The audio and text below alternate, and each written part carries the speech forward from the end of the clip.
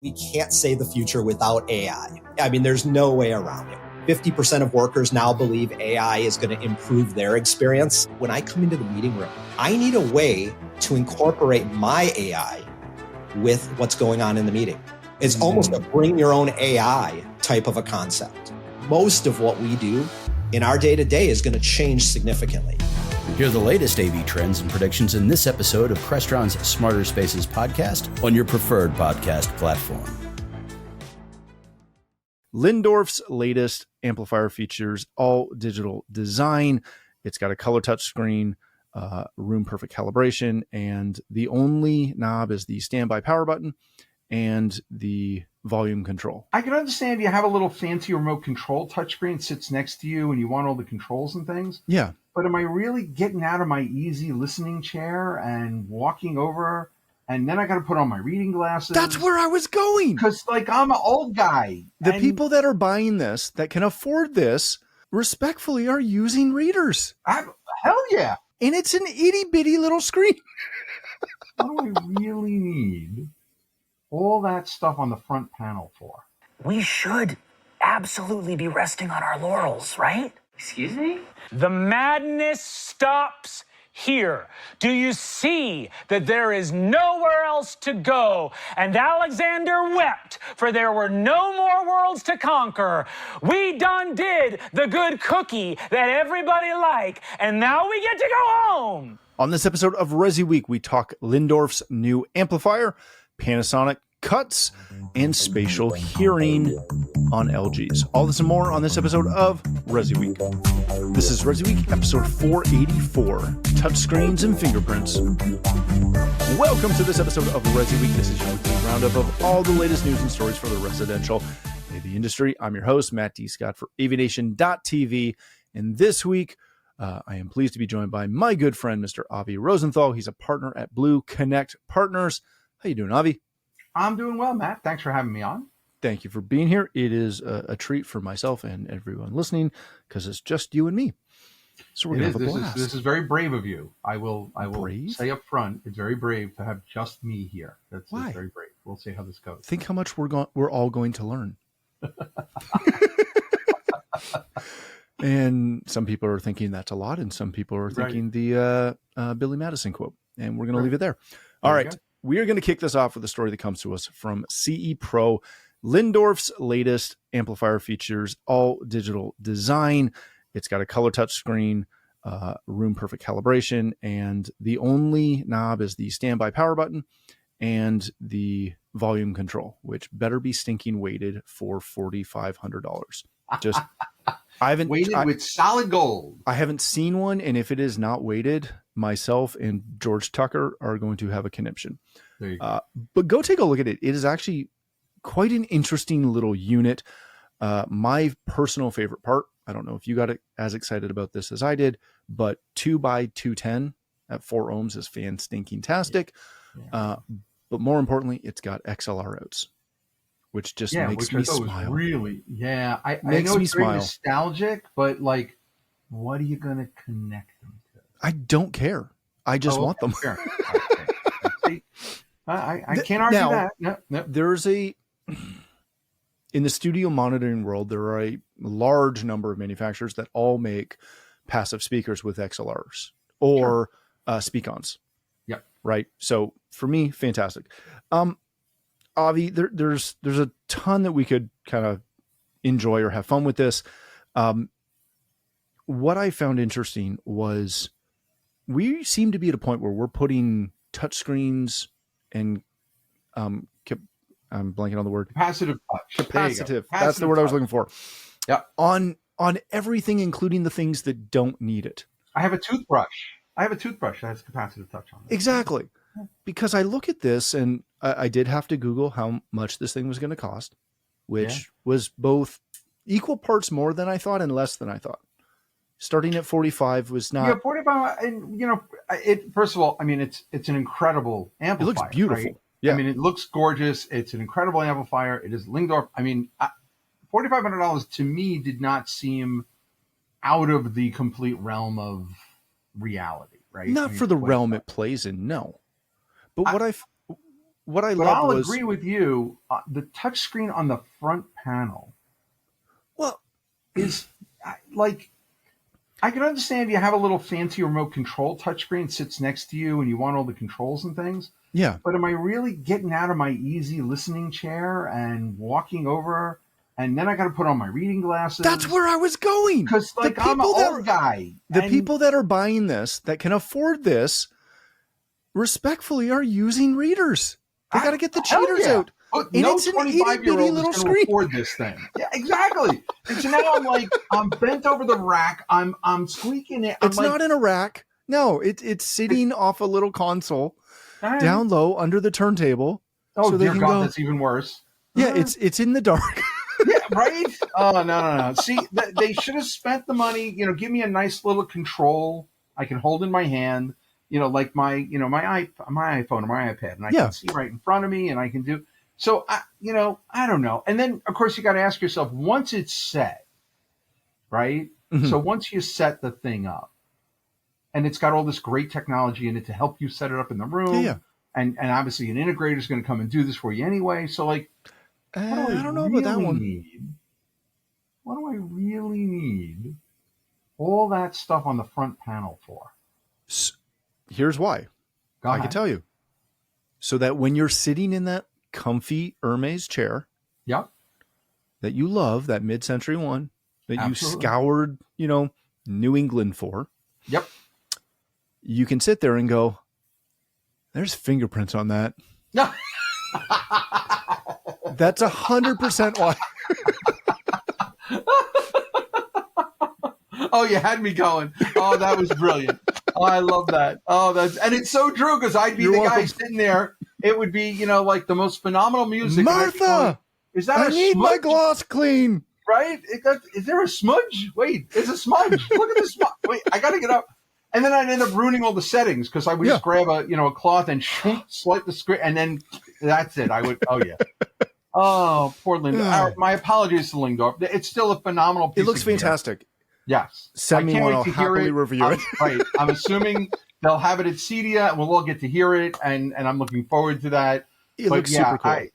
This is definitely one of those, in product development, we always say, just because a thing can be done, should it be done? The other thing I saw that I was interested with is it is another obscure-ish, politely, respectfully, all these things, device that has Rune in it. Rune keeps popping up in the middle of nowhere with these random manufacturers. I'm continually intrigued by this, because I never hear about it except in these kind of situations, in these kind of products. Maybe the Rune salespeople are really good at taking the engineers out to lunch, and so they convince them to put the software in the. I will agree with you. It's niche, but at the same time, it serves a purpose. It has a cult following. It's got so from that perspective, I can understand if I'm the Lyngdorf guys and I want to make this a really complete system. It's a good opportunity. I like it. Exactly. So. But there are so many of these high-end niche audio systems out there right now. Yeah. Right? These platforms that are all trying to break out. God bless them. I mean, with memory being as cheap as it is, why not? Yeah. What does it take for them to put it in there? No, it's super, super cool. And it is one of those products that, again, is it accessible? Not at all. But I don't think it's meant to be accessible. No, it's not. It's not. No. I really like it, though. I don't think it's meant to be accessible. Although I do question the why is it a quarter-inch, a eighth-inch headphone jack and not a quarter-inch? It has it had something else on the back. Sorry. Oh, was it on the back? Yeah, there's something. Yeah, I was thinking about that. Yeah, but I think, and I should pull this up, but I'm not going to do it right now. I don't think it's got a quarter on the back either. So that was intriguing. Which is odd, for your high performance headphones. XLR, but only eighth inch. Yeah, I don't know what to tell you, my friend. I don't know. Yeah. They wanted, you know why? Because they made the button the same size as the jack. Yes. And so it's all about balance. Right beside, hopefully, that weighted volume knob. That weighted it damn well better. It better be weighted. All right.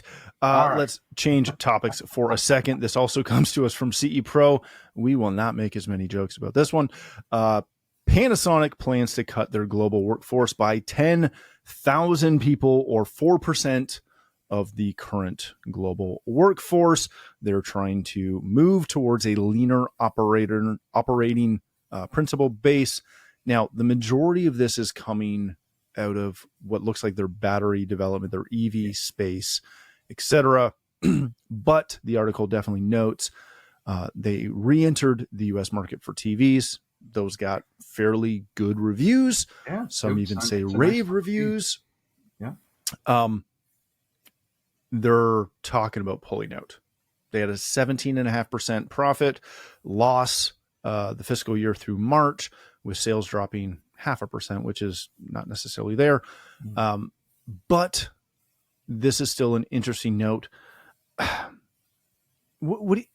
Is this just part of this global move that's kind of happening right now? Yeah, we don't get political on this show, and we're not going to get political today. So we're only going to talk about some of the realities that everybody is dealing with. And right now, the number one reality is some uncertainty. Mm-hmm. There's just some uncertainty in the world. No matter what country you live in. I was in Asia a couple, 3 weeks ago. There's uncertainty there. There's uncertainty here. I think Panasonic is also looking at this as an opportunity, with some of the uncertainty in the marketplace, to trim, tighten their belts a little bit, trim some fat.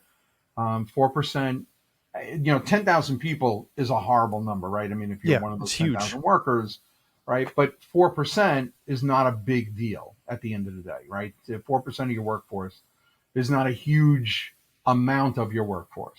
Tell that to the 4%. I would be, yeah. Sorry, I said we weren't going to make jokes. I'm sorry. We weren't going to make jokes. Exactly. This is real people's lives, and we're going to keep it serious. But at the end of the day, I do hope that they give the television marketplace some room to grow. I hope that they do that. I think the integrators were excited about it. When I saw it at CES, there were some really cool models coming out. It's very exciting that they're coming back in. I think there's room in the market.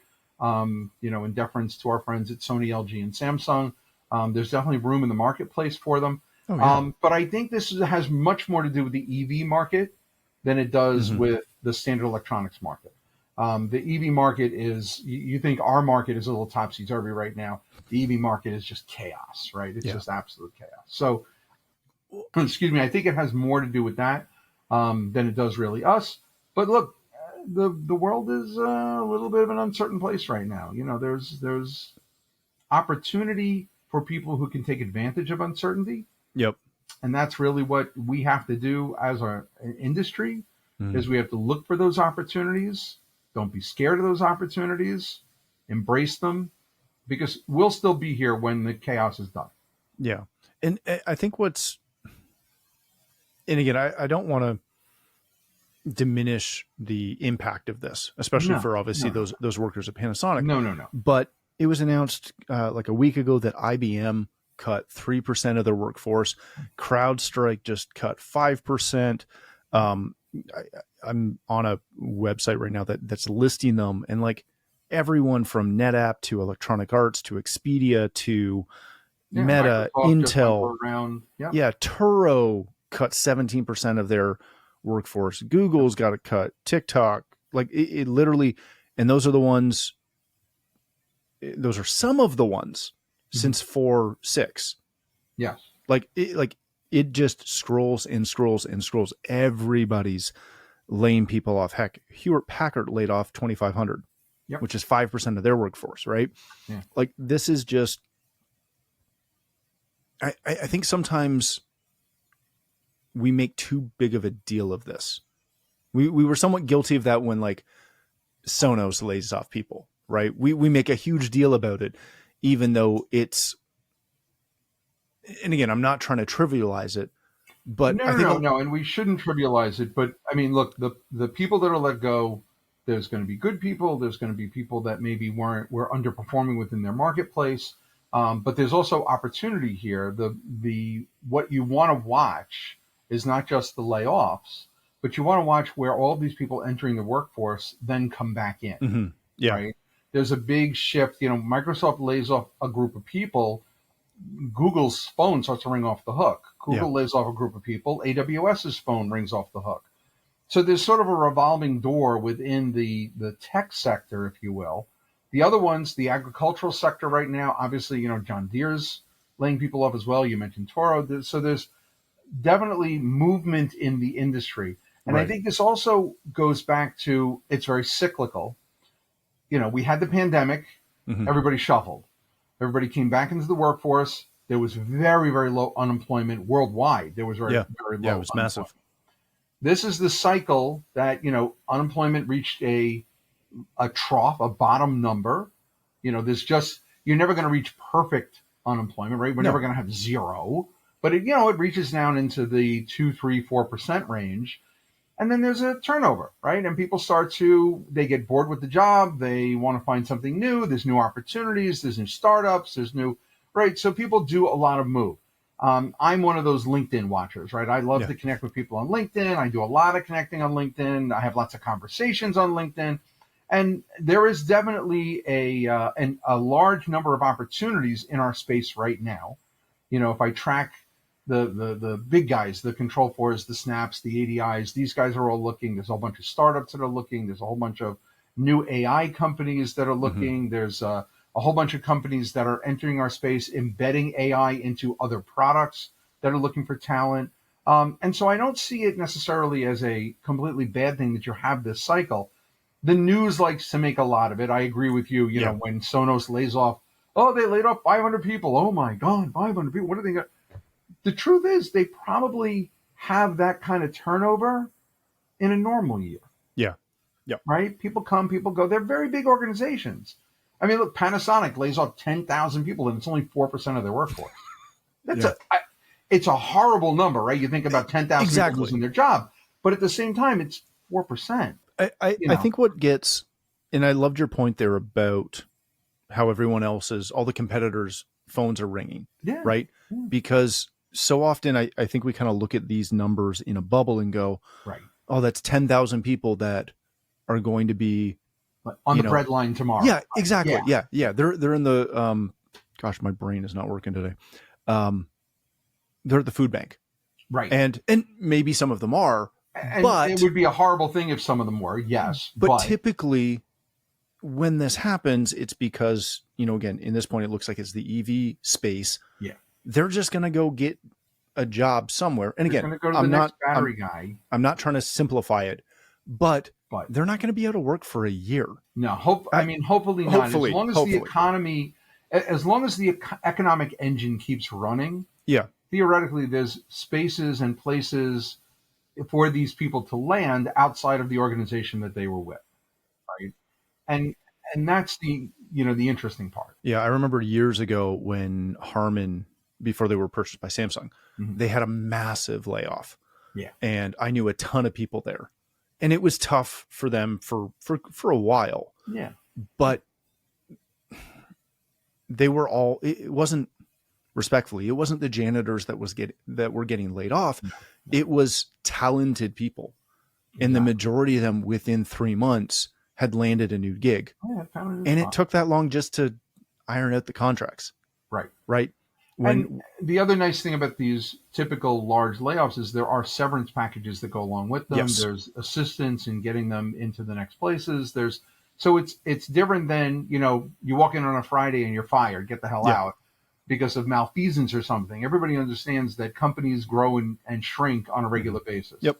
And so I think, look, it's one of the things that I try to do in our industry because you and I, for instance, are so well connected to so many different companies. We tend to be the first phone call, right? Yep. Somebody I know or worked with in the past gets laid off. They text me, all right, I was part of that head chopping. Can you help me out? Yeah, if you know anybody, let me know. Right, because I'm talking to somebody else who's like, oh, if only I had a really good marketing guy to do this. Like, have I got a guy for you? Right? I know somebody. I know a person over here. I know a guy, So I think that there's an opportunity there to support our industry. Not saying that the 10,000 people from Panasonic are necessarily, integrators that we know. No. But I think it's an opportunity. It's one of the ways that us old veterans, and I'll put you in that category just for a moment with me. Thank you. Thank you. Yeah, exactly. I don't know. guess? It's a double-edged sword. But it's how we can support, because we're always hearing about our industry not having enough people, not having enough talent. How are we going to get the new people in? How are we going to get the next generation to take our industry as seriously as this generation did? Mm-hmm. So I think there's an opportunity here for us to grab these talented individuals that are being laid off by some of these really great tech companies, and bring them into the fold, right? And bring them into the fold. And again, I'm not going to point fingers, but I'm going to look in the direction of our friends in Indianapolis who have opportunities to reach out to these as an organization and say, hey, we've got a training program, right? Or we've got the Paul Starkeys of the world and the Helen Hennefelds of the world who have really great programs to position people into new jobs and to fill these positions. So, yeah, I don't think we should always look at it as all doom and gloom. I think we should look at it more as an opportunity. You take an engineer who's trained at Panasonic, man, I'd love to have that person as part of my team. Oh, yeah. Right? So, and again, I'm not trying to belittle any of this. It's always trying for any family to go through this. These are uncertain times. This is difficulty, but I think we have to look at this as the opportunity that it is. Yeah. No, that's a great way to look at it, and I'd agree with you on it. All right, let's change topics. Again, this comes to us from Residential Systems. LG Electronics adds Kardome spatial hearing AI into its smart TVs. It enables smart devices to hear like humans do. Go read through the article, and then I would implore you to go to Kardome's website, because I'm going to guess none of you have ever heard of it. And if you have, kudos to you. I did not hear of it. I knew of them, but I didn't realize what. Not me. Brand new to me. So I fully admit I had to go research. Yeah. So essentially, what they're doing is they're adding the way I'm parsing this is that they're essentially taking sort of kind of like the beamforming microphones that we use in commercial environments, in boardrooms, to pick out the active speaker and then focus on their voice, right? They're using that to go in and hear who's talking to them when, like who's talking to the TV, trying to use the voice assistant. And again, you'll get a really good overview of this if you go to the Kardome.com website and check out their speech enhancement. What they're kind of doing is using source separation software to treat each person in the environment as if they are the only person talking, beginning, end quote, all that jazz. Avi, I'm very intrigued with this. As am I. And I appreciate I appreciate the guys at Resi Systems writing about this, because it's a little esoteric. A little bit, right? But I'm looking at it and going, we don't use voice assistants in my house right now, but yesterday we were at my parents' house, and after dinner the kids asked if they could go watch a show, and I said sure. And I hear them using the essentially Comcast remote for all of my American friends, the Xfinity remote, to talk into it and say play whatever it was. And my daughter's trying to do it, and my son is on the other side of the room trying to correct her to get the name right. And it took 3 times. Siblings, don't they love each other? All the time. And it took them 3 attempts to get it right, mainly because they're talking over one another. Right. That's what this is trying to solve. And this is what it's trying to solve. And we have a similar problem. So we use lots of talking boxes, as I call them, in my house. And it's always, the years ago when we got our very first talking box, the kids were younger, and I instructed them, and I said, okay, if you ever hear somebody say the keyword, right, like in our house, it's the A word, and I won't say it because she's over there and she's listening, right, whenever you hear somebody say that, you stop talking to allow that person to have the room. Yes. Right, and I sort of taught them, and so in my house, we were triggered. We're like Pavlovian dogs, that anytime you hear the A word, everybody stops talking, right? But what I have found is we redesigned our living room space, our family room space, actually. And the talking box ended up closer to the TV than it was before. Right. And all of a sudden, it couldn't hear anything, right? It was sitting near one of the surrounds, and that was it. It only heard the surround. And we actually had to move it So this is trying to solve that problem as Yeah. well as the others. And I think it's really laudable. I mean, look, at some point we got to turn on the drinking game of every time somebody uses the 2 letters AI, they take a slug, because then our audience would really have a good time, because there's no, I mean, I was at Connections last week and it was either tariffs or AI every session. We were either talking about tariffs or we were talking about AI. There was no in between, every single one. But I think that this is a really great application of sort of this learning software. Shure has similar software right in their boardroom systems, right? And they, it used to be a hardware thing where you had to use specific types of microphones to try to figure out who was talking. Now the software is good enough that the software does it, and you can use less expensive hardware in order to achieve the same goal. That's a really special aspect of AI that a lot of people are not talking about. This idea that you can use devices that are less expensive or not as sophisticated and make up the difference in software. Yeah.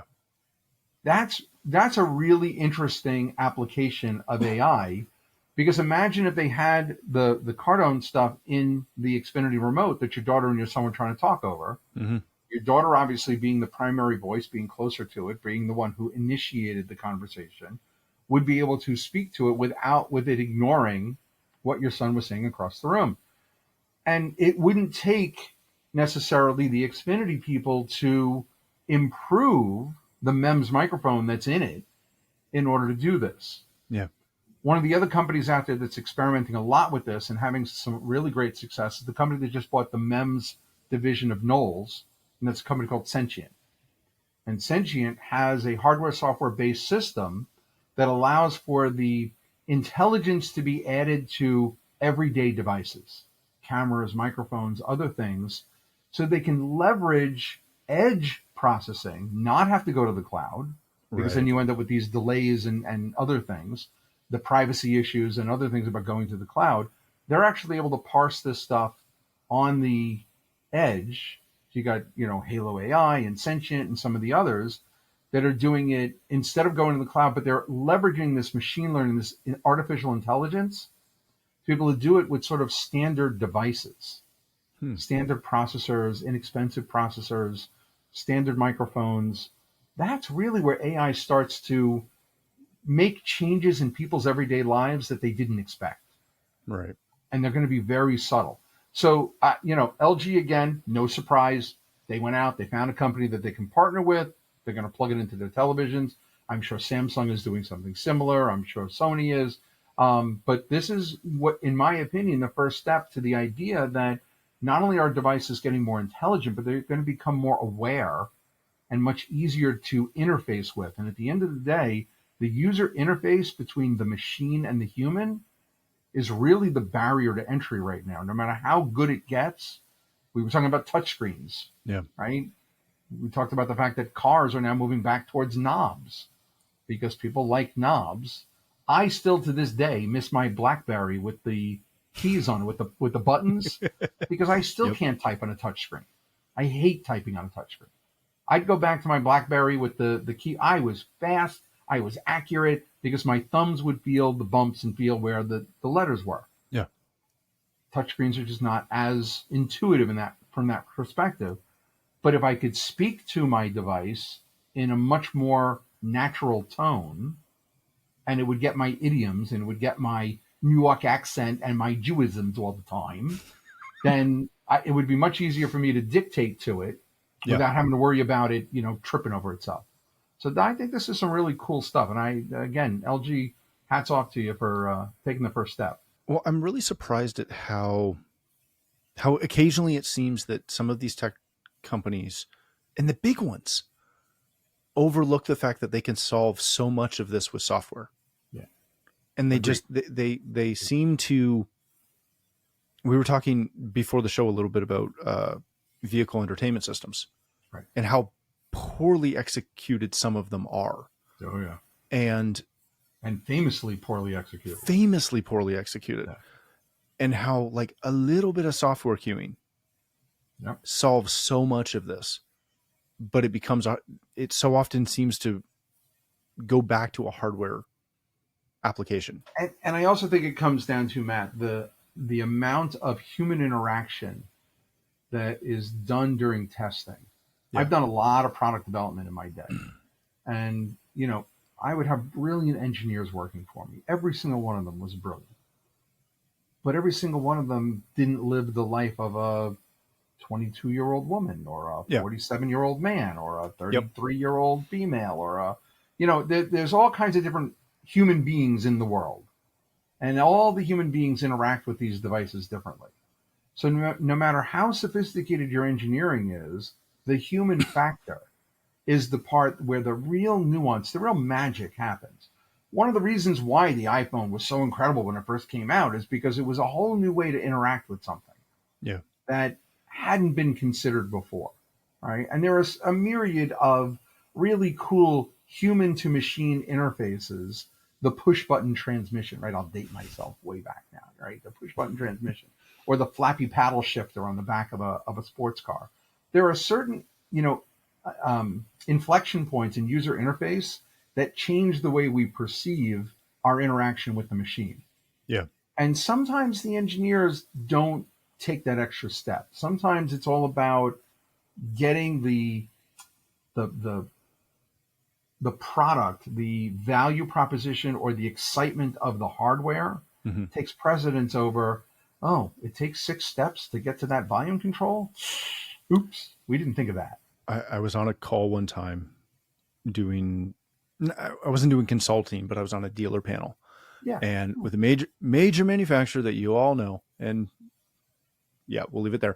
And we're having this conversation about the new activation protocol and the little code that you had to read off the device that's in a rack on the bottom of the device, right, to turn it on. Can I? And somebody kind of like put their hand up in the call and did it'd be great if that code was on the back. Right. And then I might have put my hand up and said, like, if it wasn't black on black, maybe if it was white, that'd be awesome. Right.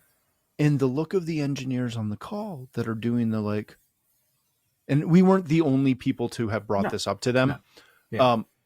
But there was a guy on the call who was one of the engineers, and he's like, shoot, that's brilliant. Right. It was like, how?